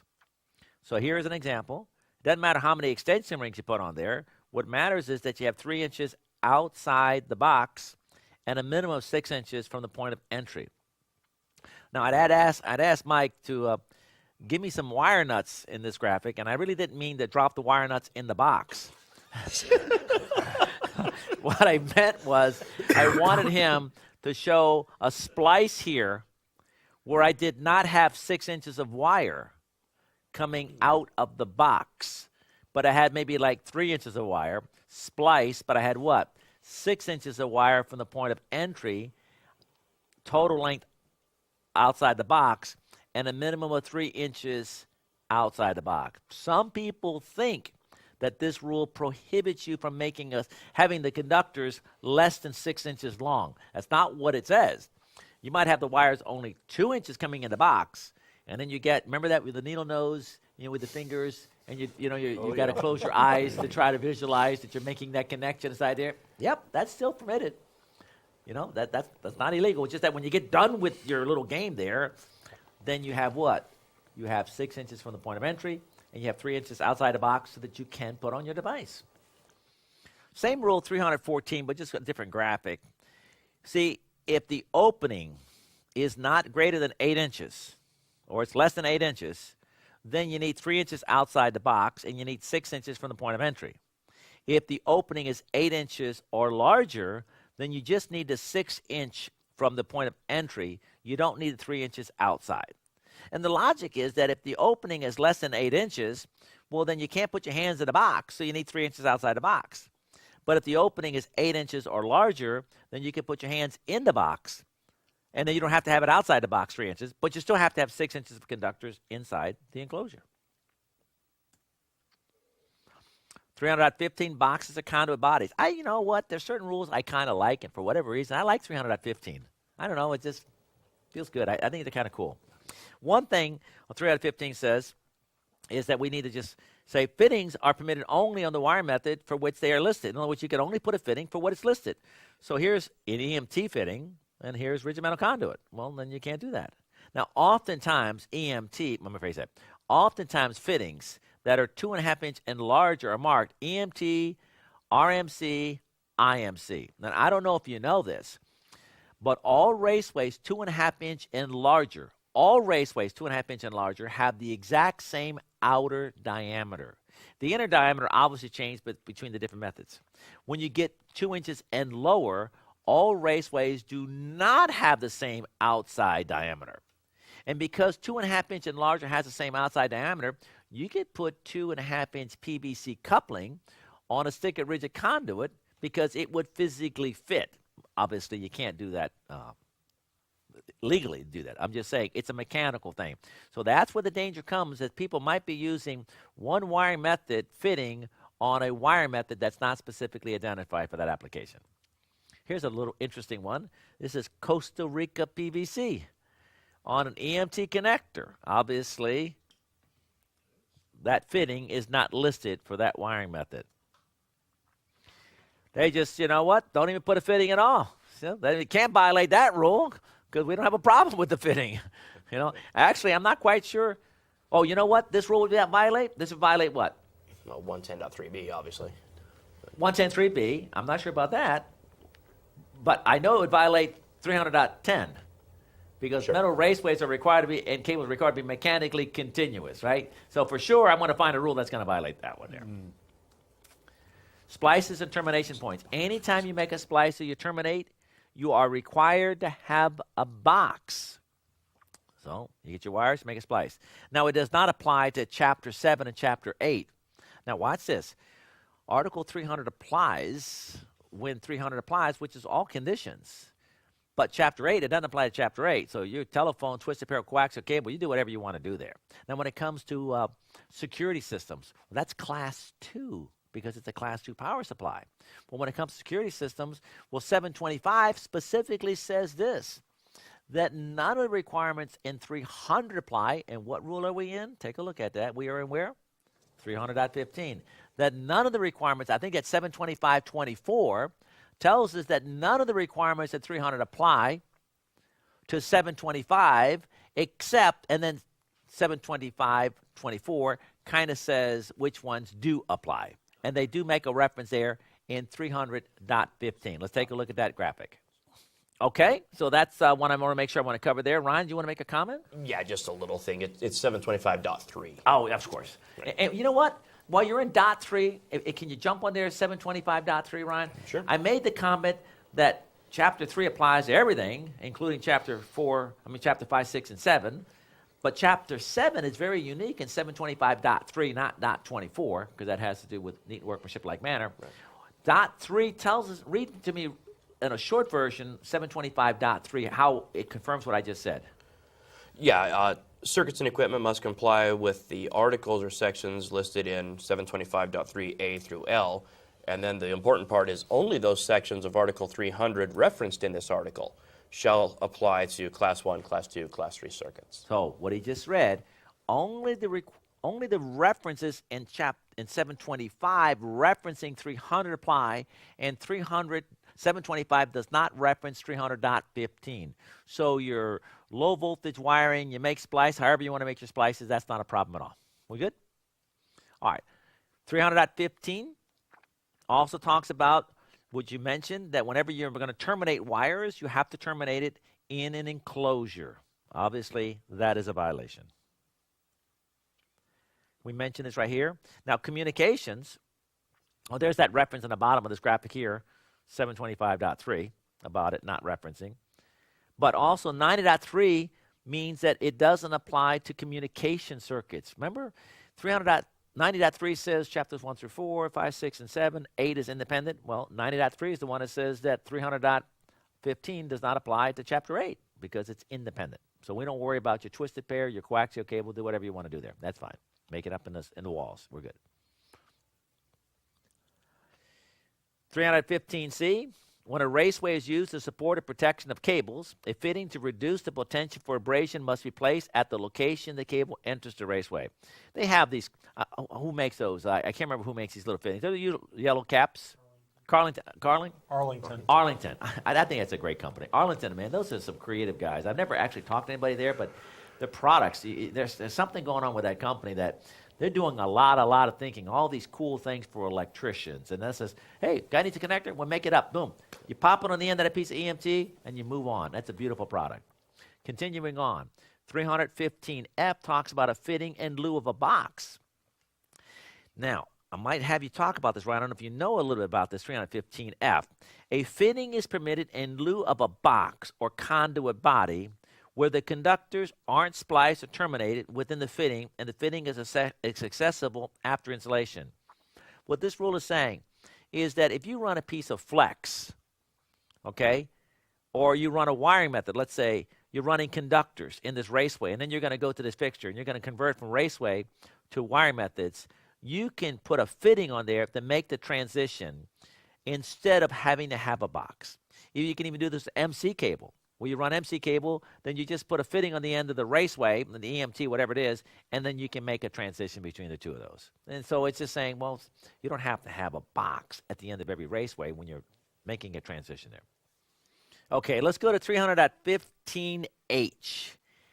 Listed non-metallic sheath interconnection devices are permitted in an existing building. We're talking about the rule that when you terminate the conductors or you splice the conductor, it must be in a box. Well, there actually is a product that you splice non-metallic sheath cable, both, and it can be exposed or in concealed locations. Let's take a look at 334.40B. A box or conduit body is not required where a listed NM cable interconnector device is used in an existing building for exposed and concealed locations in accordance with 300.15H. So these are splicing devices that you can use in an existing building. And what it is it assumes that the NM cable is a cable. Well, if you happen to cut the cable and you put one of the devices inside here, it's considered equivalent to as if you had not cut the device. It's 300.15H says you don't need a box when you use these devices. And I've heard people say, oh, my gosh, I would never use that in my house. Well, I use that in my house. I mean, if I got a cable and I got to make a connection, why do I need to put a box there? What's the difference? I mean, both of them are listed to be connected together, and this is a listed product. Ryan? I think these things are cool. If you buy any new luminaire, any new light, you open it up, it says you have to have 90-degree conductors going to it. So if I've got an older house that's NM cable that wasn't 90-degree rated, then that means you don't get to ever change your lights, ever. Because right? Oromex was CW before. Yeah. Excellent point. Excellent point. No, I love them. I have no problem at all with them. Where they belong, Existing installations. 318, inserting conductors in a raceway. Kind of straightforward. Raceways must be complete prior to the installation of conductors. This reminds me of a job where it was a 7-story building, and the contractor got paid based upon the rough slab trim, and he had the service as a separate draw schedule. So what he did was he wanted to get the service gear in as soon as possible so he can get his draw. So we pulled all of the feeders in the entire 7-story building. They hadn't even finished building the building yet. All the feeders were pulled, and the first floor all piled up. They got the service done. They got his service draw, got inspection. So now I'm not thinking twice. I'm just a young electrician. I'm walking on top of the wires, and, of course, wheelbarrows are going on top of the wires. Everybody's going on top of it. I'm thinking, but I wasn't thinking about it. Then what do? Well, the buildings came up. Take the PVC, slide it down, where you sleeved it, pull the wire inside it, go inside there. Never thought twice about those conductors. Then as I learned the code, I'm like, ooh, you have to complete the installation before you start pulling in those conductors. All right, let's go on to 300.20. Induced currents in ferrous metal parts. We talked about this already a couple of times. Basic rule 300.3, I think it was. Was it 300.3? Ryan, is it 300.3C, I think it is? All conductors must be in the same raceway, cable, and trench. B. 300.3B. 300.3B. C is the mixing of conductors. Right. B is, they all have to be in the same thing. And A is they have to be in the proper wiring method. Yes. Okay, got it. Okay, so 300.20A says all conductors of a circuit must be installed in the same raceway, cable, trench, cord, or cable tray to minimize inductive heating of ferrous metal enclosures and raceways. Grouping it, no problem there. ABC neutral, not a problem here. ABC neutral, everything is fine. Now, here's an installation where I'm not quite sure what size wire these are, but there's one on one raceway, one on the other. Obviously, we're going to have a problem with inductive heating. Here's another one. I mean, this is not an uncommon practice, apparently, of people putting in single conductors in a raceway. That's a violation of 300.20, 300.2B, as well as 300.20. What's the problem? We talked about that previously. Hysteresis heating of ferrous metal, not aluminum. Well, the realignment of the molecules creates the heating. How do we solve the problem? Well, if you're going to put all phase in one raceway, that's only permitted in what application? 300.5I is the only rule that allows you to put single conductors in the same raceway. But then it was 300.5, which was what? Underground installations, and it had to be a non-metallic raceway or a non-metallic cable. Not that you can think of many cables that can do that application. Then you'd have to make sure you comply with 300.20B, which means we'd have to cut the slot and the holes to make sure they're all in the same enclosure. Brian? I think just something to throw out there, if you're going to cut a slot in the bottom of an outdoor enclosure, you might want to make sure you seal it back up with something when you get done, so you don't leave the enclosure open. Well, I'm taking a Sawzall. Now, in order for me to do this, I have to get the authority having jurisdiction to approve the installation. Is that right? 90.4? Mm-hmm. He could say, you're not cutting that thing. You're violating the listing, because 90.7 says I'm supposed to inspect the equipment to make sure the product is installed in accordance with listing and labeling instructions, and you don't modify it and damage it. And I'm thinking you're going to damage it. It's a wet location, a drill. You're going to cut a hole in there? I don't think so. So I can see the authority having jurisdiction maybe a little late in the game, and maybe you shouldn't have run the individual isolate phase installations because you have to cut it, unless you can get the manufacturer say, yes, it's okay to cut that. But then even if you get the manufacturer say, the inspector might say, I don't care.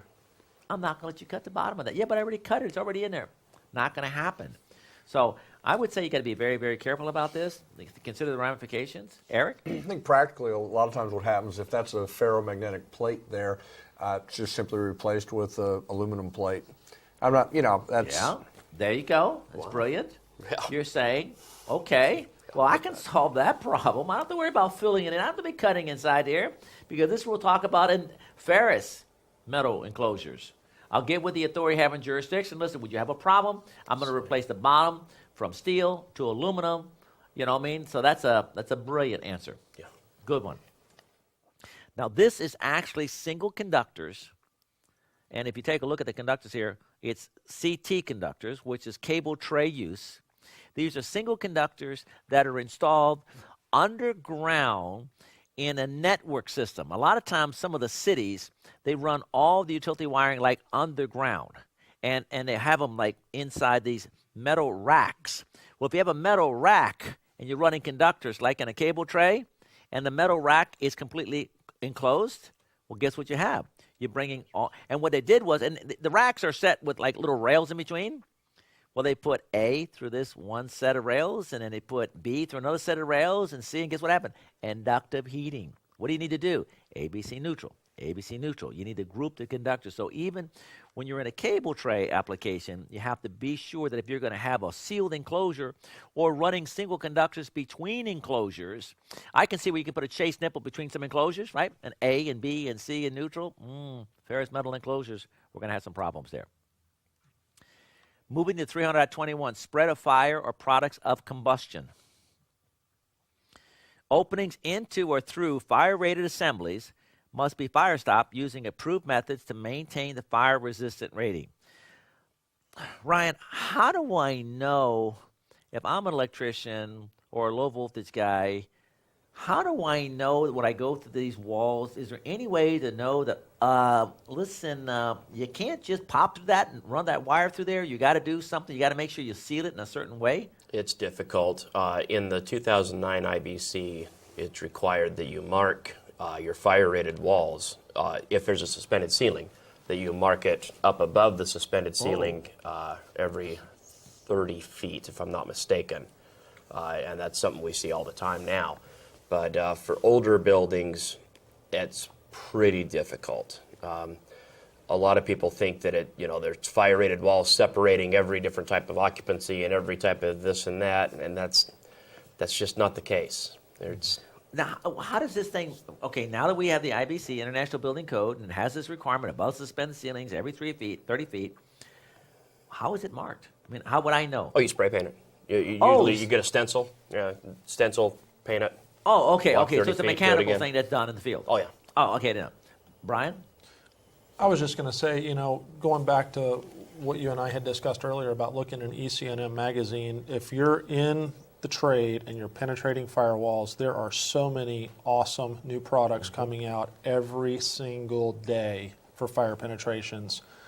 There's a new product out called Easy Path. You don't have to do pipes and caulk and all this other kind of stuff. You install this fitting, and you can run all your wires and pipes and everything through it and stick some foam in it, and you're done. And if you need to go back and pull an extra cable, you're not picking caulk out of a pipe. You just pull the foam out, run your cable, stick the foam back in. I've seen that.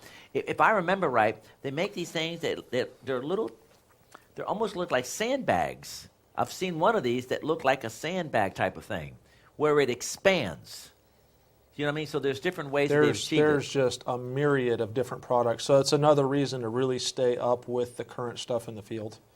Yeah, EC&M Magazine, Electrical Contractor Magazine, these are all good organizations, great products.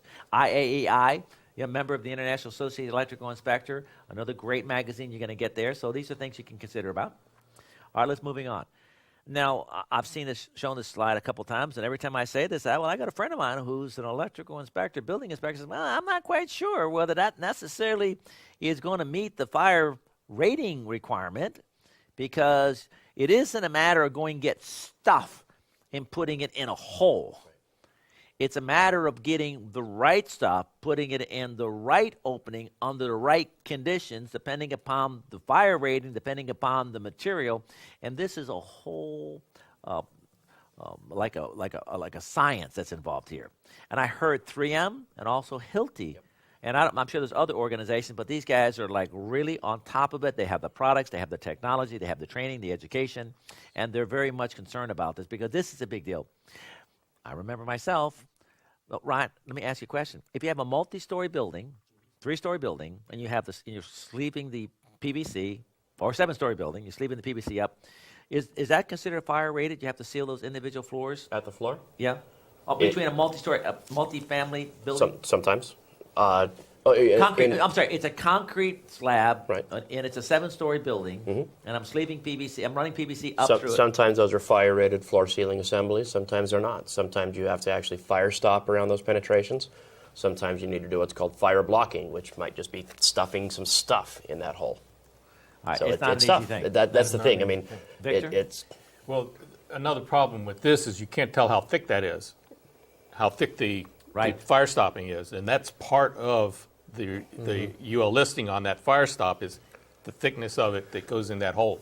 So I don't get like a putty knife and just kind of put it around the outside and make it big and wide and act like it looks like it's sealing Yeah, it you're up. not doing a surface patch there. A surface patch. Yeah. Yes. one of the things that I see a lot of electricians make a mistake on because it seems like you're doing the right thing is you penetrate a fire-rated wall and your cable's as big as your finger, so you find the drill bit in the truck, you're trying to do the right thing, you find the bit that's the size of your finger, thinking, okay, well, I'm going to make it as small a hole as possible, and then I'll put some fire caulk, and that's actually not the way you do it. Sure. You've got to fill that opening with fire caulk in what's called the annular space, the space that the cable isn't filling.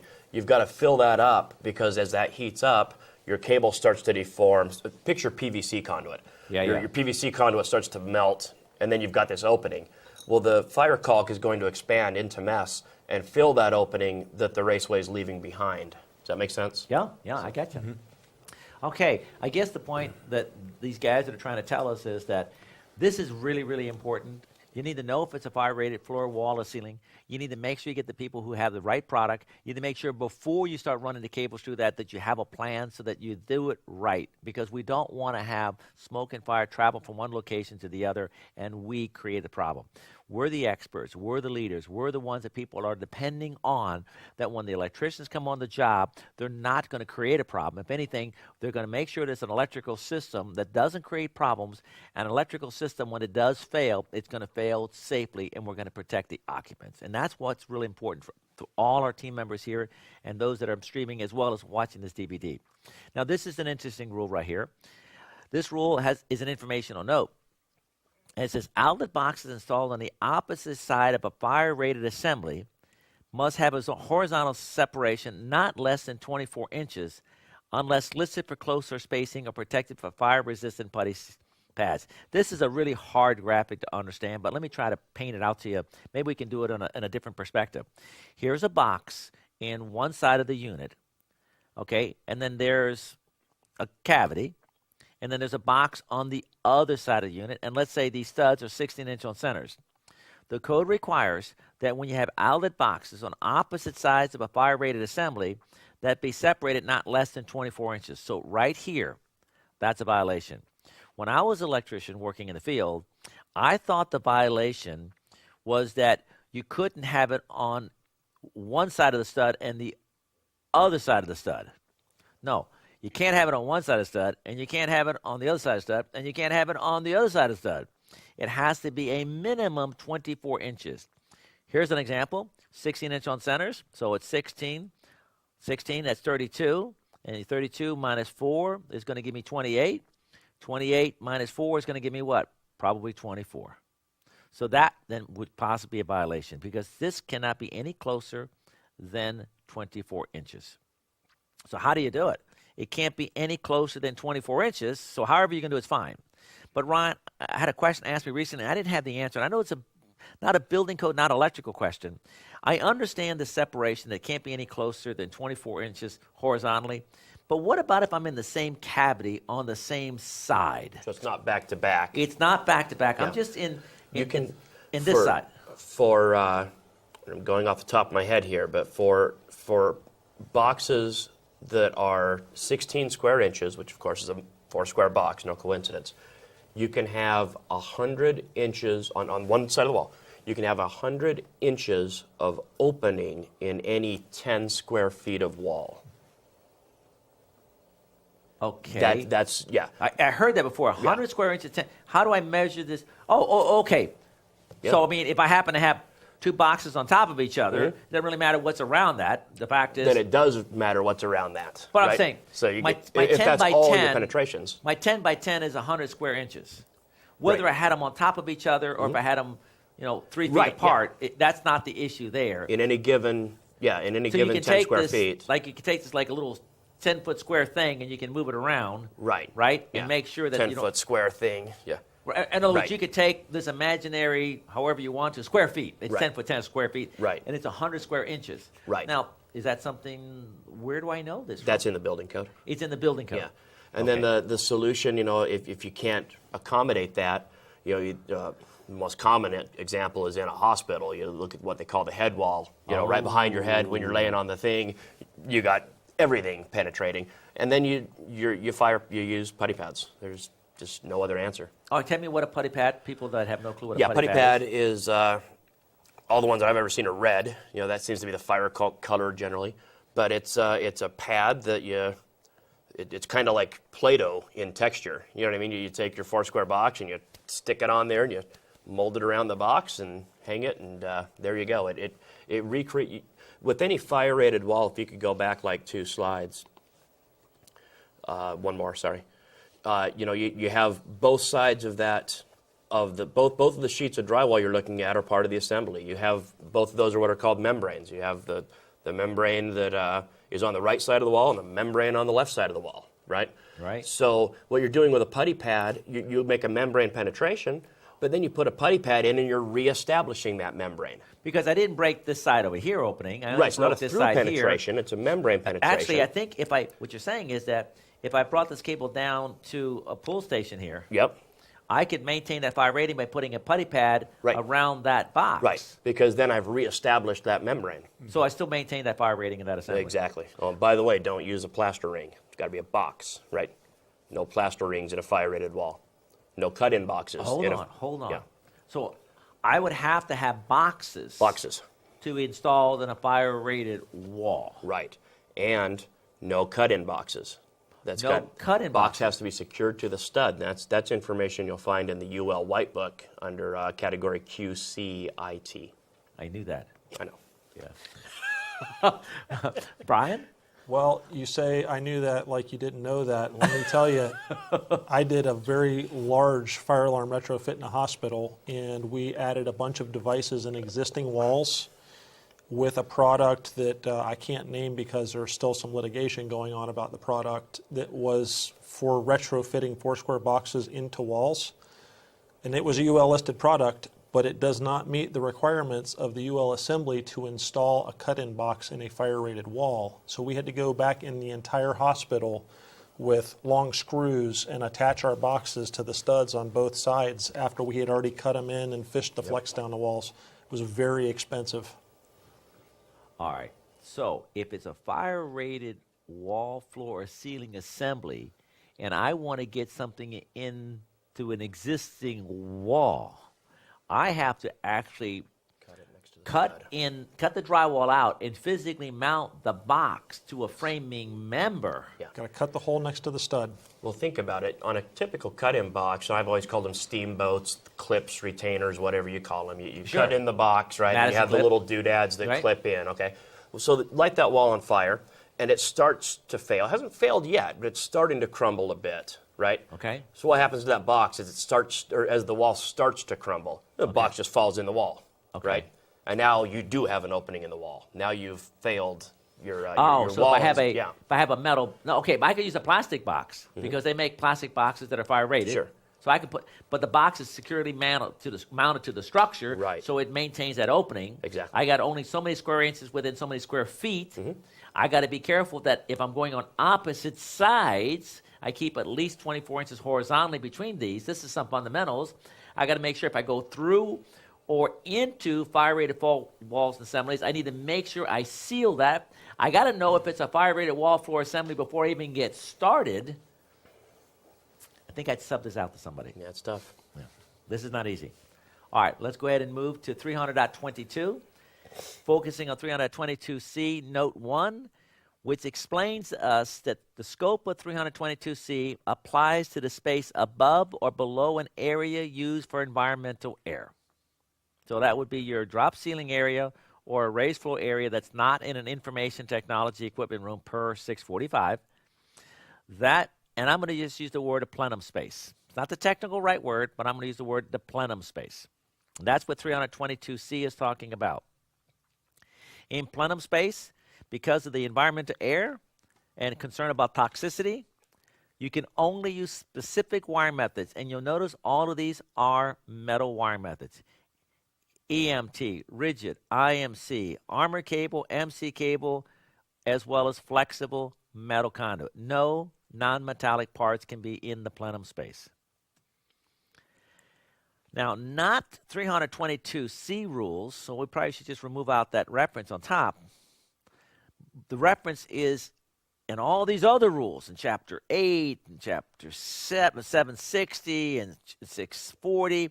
All these other rules will deal with low voltage cables. They all say that when you have low voltage cables and you're going to be putting it in a plenum space, that the cables and the raceways that you're going to use that are non-metallic would have to be plenum rated raceways. So you're not going to find this requirement in 300.22C.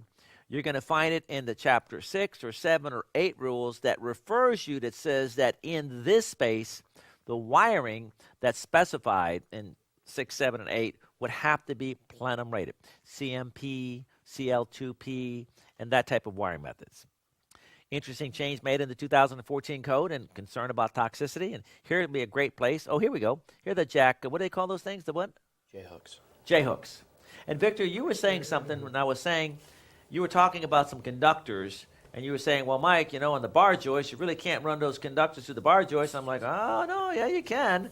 Go ahead with what you really were saying that you chose to be. Well, with not communications cables, they have more than one standard that's applied to them. We have the code, the National Electric Code, that has requirements, but there are also standards for the installation, most of which are handled by BICSI, which does not allow them to do that. You're saying, Mike, yes, the code can recognize to allow you to run those cables and wiring methods through the bar joist and use that metal support. That's fine. However, the code is not a design installation, right? Mm-hmm. And when you get to communications, wiring, telephone and coaxial cable and other applications, maybe you don't want to be pulling the wire through those bar joists. And there are other standards. You have the EIA, the TIA documents, and also you have BICSI. That stands for Building, okay, nobody knows. Yeah. A building, BICSI is in the Tampa, St. Petersburg area, near where we're at here. We're in Central Florida area. And that is the practices. In other words, that's how you handle the low voltage communication, telephone systems. They have other standards and practices that would say, no, you don't just take a cable and just jerk it and pull as hard as you want to. There's a certain amount of tension, there's a certain amount of way you feed it, there's a certain amount of support systems, separation support. See, the code doesn't tell you how far to support low voltage wiring. It just says support the building, independent of the building structure, so that you don't damage the building structure or the cable.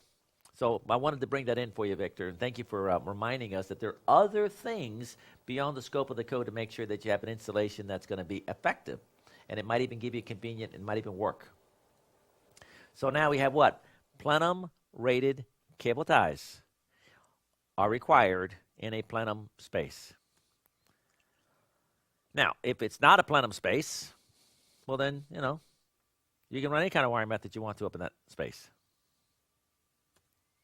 Here's an example of plenum-rated cable ties. Air handling spaces, plenum, flexible conduit and cable support. 322C, it's important to realize in your plenum space, only metal enclosures as well as metal raceways are permitted above in that plenum space. Now, when you get into a raised floor area and you are in a computer room that complies with 645 information technology equipment, then this space is not considered a plenum space per 300.22c. And if that is the case, then the wiring underneath there does not have to be plenum rated. I'm done with Article 300. Was there anything, guys, that maybe you guys thought we should say at all? Well, time spent on Article 300 is time well spent, in my opinion. You think about what it is, the general requirements for wiring methods and materials. I mean, these are the general rules for how you wire stuff. So every section in here, you got to really chew on it and analyze it and really understand it, because you flip through here and boy, there's not a wasted sentence here. There's information. I mean, this is a tough article. Well, you know what's amazing is it gets into so many code sections. We're into Chapter 7. We're talking about Chapter 8. We're talking about Chapter 6 in the audio systems. And so we're in Chapter 1. I mean, I bet you somewhere in there we talked about Chapter 2. You know what I mean? We're talking about 310. So it's a pretty good article. It's a meat and potatoes. This is, this is real stuff. This is not like theoretical things. But it has a lot of theory involved. We got to really be aware of what we're doing there. All right.